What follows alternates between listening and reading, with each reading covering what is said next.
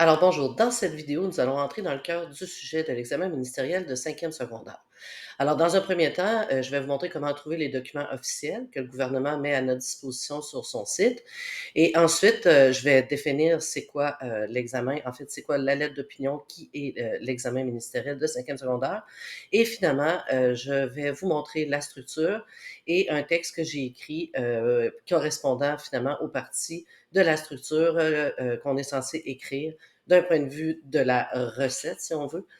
Alors, ce sera, voilà, l'objet de la capsule d'aujourd'hui. Alors, quand on tape sur internet, là, accueil, ministère de l'Éducation, on tombe directement ici sur l'accueil et tout de suite à droite, hein, on a épreuves ministérielles. Donc, quand on clique sur les épreuves ministérielles, ben, on va tomber ici sur toutes sortes d'informations, dont les horaires aussi, pour ceux qui ont besoin des fois de reprendre. Alors, tous les documents sont là. Alors moi, j'y suis allée directement avec, le document officiel comme ça qu'on trouve, hein, en cliquant, en cherchant sur leur site. Donc le document d'information épreuve unique de l'année 2023. Donc là-dedans, vous trouverez tout ce que moi je vulgarise, même la grille que je vais, présenter dans une autre capsule et donc vous trouverez tout ce dont vous avez besoin de point de vue théorique de ce que moi je vulgarise ici dans mes, capsules didacticielles. Aussi, un document très important en lien avec l'examen ministériel de 5e secondaire, c'est le document qu'on appelle pouvoir des mots. Donc ici, choix du jury 2019. Pourquoi choix du jury 2019? C'est qu'en 2019, euh, c'était le dernier examen qu'on a eu à cause de la pandémie. Donc, les derniers exemples de textes qu'on a datent de 2019. Donc, les correcteurs sélectionnent des textes qu'ils trouvent magistrales, si on peut dire, et ces textes-là proviennent de toute la province du Québec. Donc, la Commission scolaire de Montréal ici, ou encore le Collège de Laval ici. Donc, vraiment de tous les horizons. Hein, on peut aller s'inspirer sur des examens antérieurs qui ont été faits. En ce qui me concerne, moi aussi, je vais utiliser des exemples d'élèves, pas dans cette capsule-ci, mais dans les capsules suivantes. Et moi, la particularité de pourquoi je prends les miens et non pas les textes ici, c'est simplement que je peux dresser le portrait grosso modo de l'élève. Par exemple, j'ai un élève moldavien qui, lui, le français est sa quatrième ou peut-être même cinquième langue.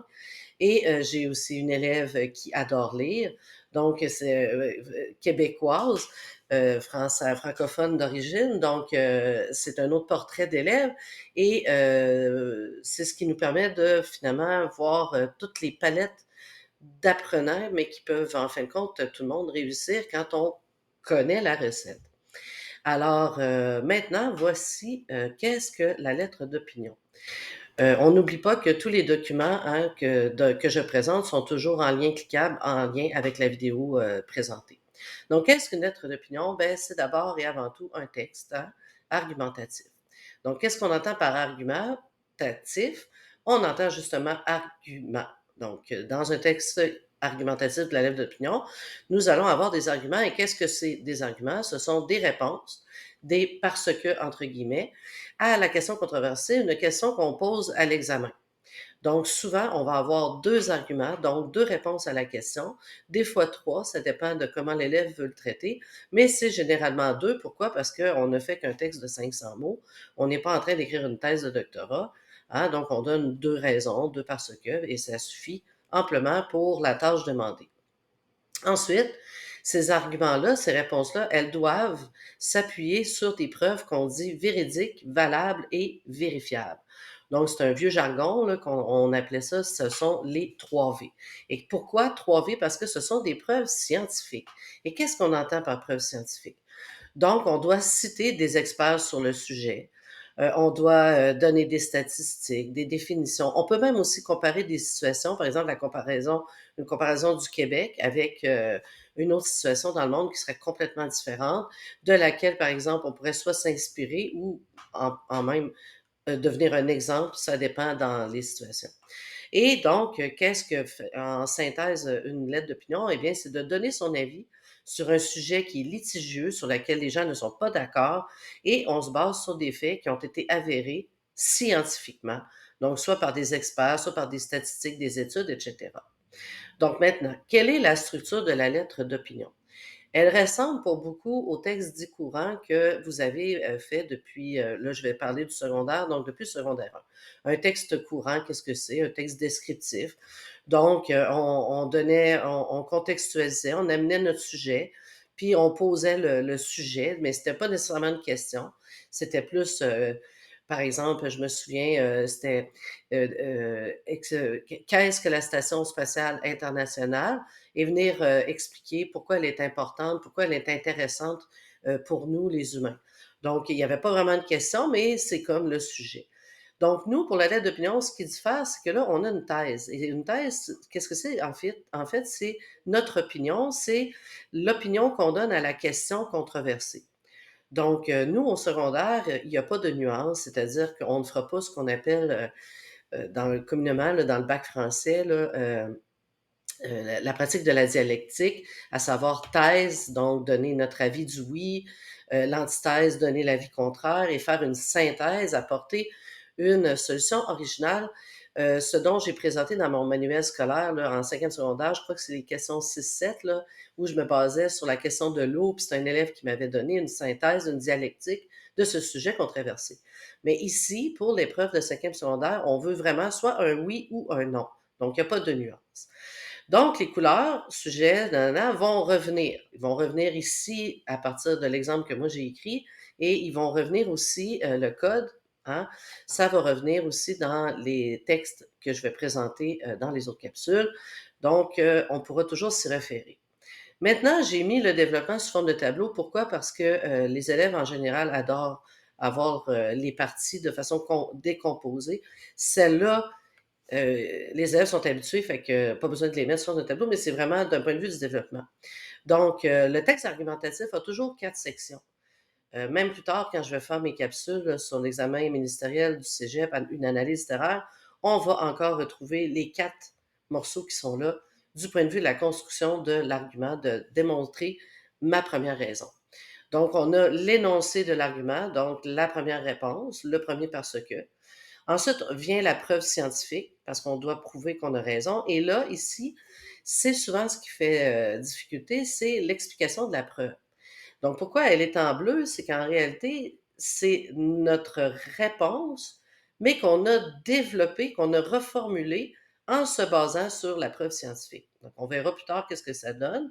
Et le dernier morceau, souvent, il est très partiel, c'est pas pour rien qu'on l'appelle la conclusion partielle. Donc là, un peu comme dans le texte courant, là, mais là, c'est d'un point de vue de l'argumentation. Donc, bref, on ramène notre argument plus notre preuve, ben, pas notre preuve, mais notre argument plus notre thèse, c'est ça que je voulais dire.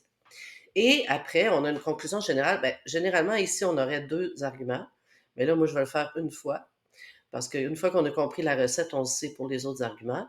Et donc, à la fin du développement, on a la conclusion générale, comme pour le texte dit courant. Donc, on rappelle tout notre développement. Donc ici, c'est les arguments avec la thèse et on fait une ouverture. Et pourquoi l'ouverture, je l'ai mis en jaune? C'est que généralement, d'un point de vue de la logistique, de la structure, on doit faire une ouverture qui ramène à notre sujet amené qu'on a élaboré d'emblée. Donc, le sujet amené, contextualisation du sujet par un fait d'actualité, un fait historique. Bon, donc moi, j'ai choisi le fait historique dans la lettre que j'ai écrite ici. Donc, si je regarde les parties, l'énoncé de l'argument, bon, premièrement, quel est mon sujet? OK? Mon sujet, c'est l'agriculture au 21e siècle. Je montrerai tous les arguments possibles dans les capsules ultérieures pour les textes d'élèves, en exemple. Mais sinon, le sujet en question, là, c'était celui-là ici. Pouvons-nous affronter les enjeux qui entourent l'agriculture? Donc ça, c'est notre question d'examen. Et donc, la réponse ici, sans même avoir su la thèse, la position, la réponse, on va le comprendre d'emblée. Donc, voici la raison. Pour commencer, si l'agriculture du 21e siècle est confrontée à de nombreux défis qui menacent sa durabilité à long terme, c'est bien parce que la Terre connaît des bouleversements qui sont désormais hors de notre contrôle. Nous n'avons qu'à penser au changement climatique. Donc, on entend certainement la négative à travers la réponse ici. Donc, la thèse, justement, ce serait non, on va le voir plus bas. Et donc, une des réponses, c'est quoi? C'est parce que la Terre connaît des bouleversements, des changements climatiques qui sont hors de notre contrôle. L'humain ne peut plus rien faire. Et donc, arrive la preuve scientifique. Bon, moi, ce que j'aime bien, mais on verra comment d'autres élèves ont fait, moi, ce que j'aime bien, c'est de mettre en contexte d'abord la preuve scientifique. Donc, un des marqueurs de relation, c'est évidemment l'exemplification. Donc, en effet, depuis quelques années maintenant, donc en contexte, d'un point de vue temporel, des canicules, des précipitations abondantes ou des printemps hâtifs perturbent à chaque année nos productions agricoles. Donc, c'est une mise en contexte et c'est moi qui l'ai reformulé dans mes mots. Et là, je peux commencer à apporter ma preuve. Donc, j'ai choisi deux types de preuves. Une preuve qui est quantifiable, repérable temporellement, et une preuve d'autorité où je vais... Donc ici, on va citer des stats situés dans le temps, et ici, on va citer un expert. Donc, malheureusement, la dernière preuve flagrante de ce chaos météorologique, c'est le gel du 21 mai dernier, qui a détruit jusqu'à 40% de certaines récoltes québécoises, notamment chez nos vignerons.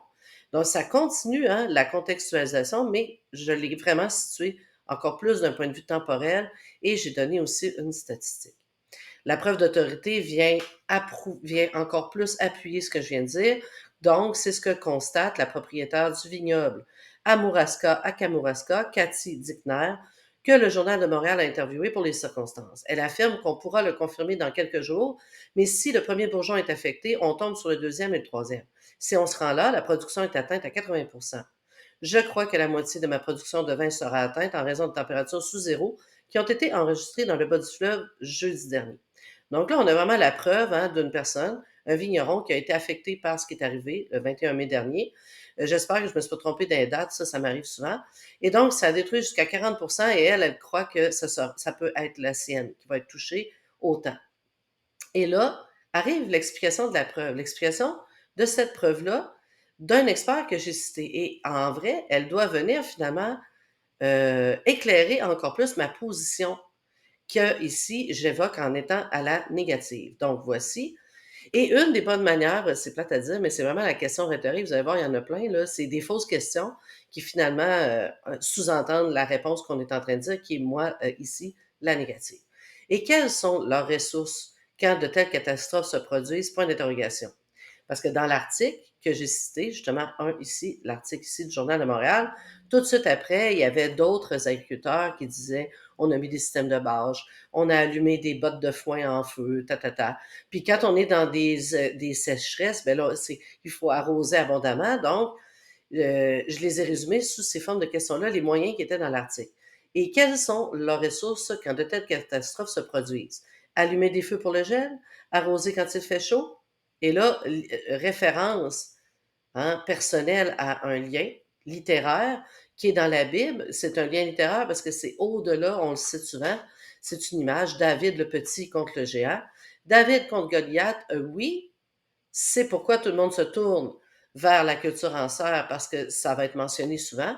Si on ne peut plus cultiver à l'air libre, alors hein, créons de petits univers sous serre. Et donc, mais là encore, un problème de taille est à confronter, celui de l'énergie. Comment on chauffe et on irrigue nos cultures sous serre? Combien ça coûte se substituer au cycle naturel de la Terre? Donc, voilà ma réponse à la question. Elle est complètement négative. Nous ne pouvons rien faire, même pas avec... Puis là, on termine avec une conclusion partielle. Bref, la problématique est vraiment difficile à résoudre. Je reviens à l'idée qu'on n'est pas capable, tandis que nous sommes le mammifère qui a créé cet enfer. Donc, comme on voit, moi, j'aime beaucoup rimer parce que je trouve que ça donne du style et de la personnalisation. Et donc, on a résumé, hein, en revenant aussi, en faisant un clin d'œil à notre sujet à venir, vous allez voir le fait historique plus tard. Donc, conclusion générale, on ramène les arguments à la thèse et on fait une ouverture qui va être en lien avec, justement, le sujet à venir que moi j'ai choisi comme étant un fait historique. Le fait historique commence ici avec la sédentarisation. L'humain cesse de courir après sa nourriture et il commence à pratiquer l'agriculture. Il prend ainsi le contrôle de nombreux écosystèmes pour combler tous ses besoins vitaux. Pendant des millénaires, l'humain respectera les rythmes de la Terre. Seulement depuis l'ère industrielle, tout va de travers. Donc, voyez-vous, En rimant, ça crée du style de toute façon et ça vient dire aussi un fait historique, c'est que depuis la sédentarisation, ça allait bien. C'est seulement depuis 100 ans qu'il y a quelque chose qui marche plus et c'est à cause justement de l'ère industrielle. On va voir que plus tard, je vais le répéter ici en ouverture. Donc, on a le sujet amené, comme j'ai dit, moi, je me suis basée plutôt sur un fait historique. Et là, voici la question posée. Pouvons-nous affronter les enjeux qui entourent l'agriculture? Donc, c'est pourquoi une question s'impose, puisque tout va de travers. Pouvons-nous affronter les nombreux défis qui assaillent désormais notre monde agraire? Donc, je reste dans les rimes et j'essaie d'y aller avec des synonymes et je montrerai plus tard dans mes autres capsules que qui dit synonyme dit aussi consultation d'un dictionnaire qui s'appelle le dictionnaire des co-occurrences. Je l'appelle le dictionnaire des mariages réussis entre les mots parce que des fois, on va dans le dictionnaire des synonymes puis on met des mots mais ça fait une impropriété lexicale et parfois même des fautes de syntaxe, ce que je montrerai à partir d'exemples d'élèves. Donc, mon agraire, et n'oublions pas aussi que pour le style, il faut reformuler la question posée, il ne faut pas la dire telle qu'elle. Donc, affronter les nombreux défis qui assaillent désormais notre monde agraire.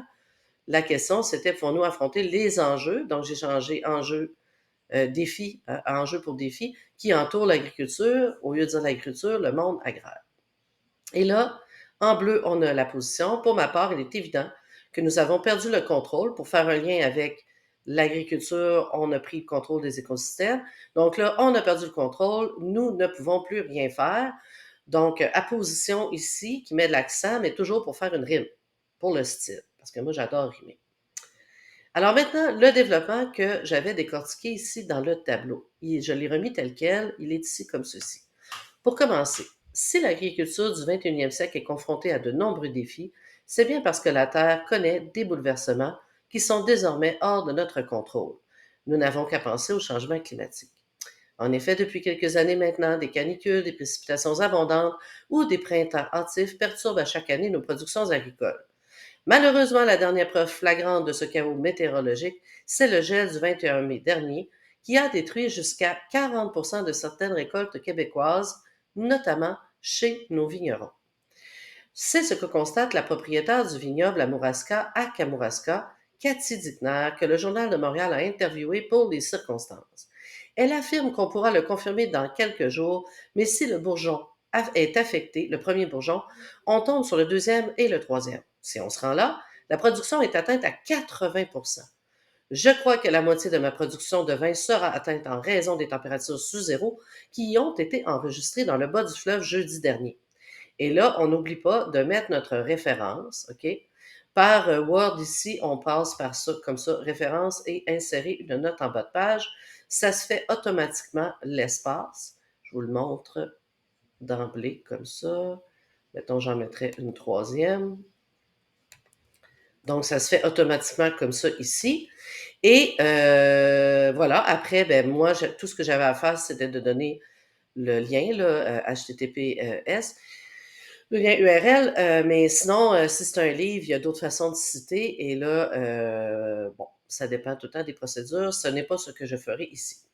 Alors voilà, on donne notre référence et puis là, on est rendu à l'explication de la preuve pour finalement faire un lien avec notre position et notre argument. Et quelles sont leurs ressources quand de telles catastrophes se produisent? Allumer des feux pour le gel, arroser quand il fait chaud, David comme Goliath, oui. C'est pourquoi, tout, c'est pourquoi tout le monde se tourne vers la culture en serre. Mais là encore, un problème de taille est à confronter, celui de l'énergie. Comment on chauffe et irrigue nos cultures sous serre? Combien ça coûte de se substituer au cycle naturel de la Terre? Bref, la problématique est vraiment difficile à résoudre, tandis que nous sommes le mammifère qui a créé cet enfer. Pourquoi? Parce que je vais revenir ici à mon sujet amené de l'ère industrielle éventuellement. Ça va revenir dans ma conclusion. Donc, idéalement, quand on écrit un texte, à chaque fois qu'on fait une conclusion partielle, on revient un peu vers notre idée de départ, sujet amené, et aussi vers notre ouverture finale dans notre conclusion. Idéalement. En conclusion, si nous ne pouvons pas relever les défis qui accablent le monde agricole, c'est bien parce que nous ne pouvons rien faire devant les changements climatiques. Les seules solutions envisageables, allumer des feux, arroser, etc., ne pourront plus être efficientes devant les perturbations météorologiques qui ne feront que devenir plus fréquentes et plus dévastatrices comme on le constate depuis quelques années. Donc, j'ai tout ramené de ce que j'ai vu dans mon premier argument. Hein. Même ce qu'on constate, là, les personnes qui constatent là, ici, bon, que j'en ai cité juste un. C'est sûr qu'idéalement, dans un long texte, là, on pourrait faire aussi le lien avec 2050 parce qu'il y a tellement eu d'écrits qui ont été dit qu'il va se passer beaucoup de choses négatives en 2050. Donc, idéalement, là, comme on le constate depuis quelques années, il faudrait faire ce lien. Mais là, ici, je suis dans une moitié de texte, hein, et les élèves aussi, vous êtes dans un texte de 500 mots. Donc, dans ma prochaine capsule, je ferai la suite, si on veut, de ce deuxième argument-là, mais on verra que je ne peux pas m'étendre non plus sur le sujet, même en 500 mots. Ça, c'est très important parce qu'il faut toujours sélectionner les informations, car on ne peut pas tout dire. Même si on faisait une thèse de doctorat, il faudrait aussi sélectionner les arguments. Alors voici, je termine avec mon ouverture qui revient à ce que j'ai dit. Hein, on a créé l'enfer, on ne respecte pas la terre, l'humain ne fait plus ce qu'il devrait faire. OK? Dans ces circonstances, l'humain doit se remettre en question, 2 points. Plus précisément, il doit remettre en question son approche industrielle de la culture de la terre. Rappelons-nous, 3 petits points, nos ancêtres connaissaient la culture des terres en jachère. Ben oui, parce que on pratique la terre, puis on la laisse se reposer. Après ça, on pratique un autre endroit, etc. Mais là, aujourd'hui, avec la culture industrielle, ben pour rentabiliser justement la terre, c'est qu'on lui donne des engrais. Bon, c'est pas dit dans ce texte-ci, mais on connaît le sujet en principe. Alors voilà, si j'avais à rappeler ce qu'on a vu dans mes capsules, c'est que dans l'examen ministériel, on doit écrire une lettre d'opinion d'environ 500 mots et c'est un texte argumentatif, donc dans lequel on donne des arguments sur lesquels on s'appuie par des preuves scientifiques. Donc voilà, nous avons la structure avec un code que je respecterai tout le long pour démontrer hein, que finalement, même si on peut jouer un peu avec les blocs, en fait, on peut certainement pas jouer avec ceux de l'introduction ni de la conclusion. Le mieux avec lequel on peut jouer, c'est ici dans le développement, en changeant la preuve de place, en jouant avec l'explication, mais les parties vont toujours rester là. Et nous verrons aussi que ces parties-là seront aussi là dans l'examen ministériel du Cégep, même si ce ne sera pas cette fois-là une lettre d'opinion, mais bien une analyse littéraire.